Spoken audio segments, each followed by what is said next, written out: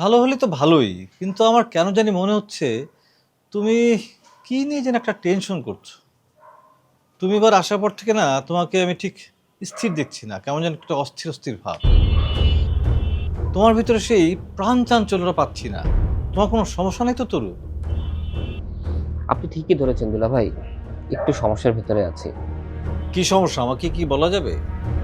নারী ঘটিত কোনো সমস্যা না তো? ছি ছি দুলা ভাই, ওসব কিছু না। আপনাকে তো বলাই যায়, এই ব্যবসা বিষয়ে একটু ঝামেলার মধ্যে আছি দুলা ভাই। আরে কি ঝামেলা? একটা বড় ধরনের ইনভেস্টমেন্ট জটিলতার মধ্যে পড়ে গেছে দুলা ভাই। ব্যবসায় তো জটিলতা থাকবেই, আর তুমি তো ব্যবসা ভালোই বোঝো। আমার ধারণা তুমি সামলে নেবে সবকিছু।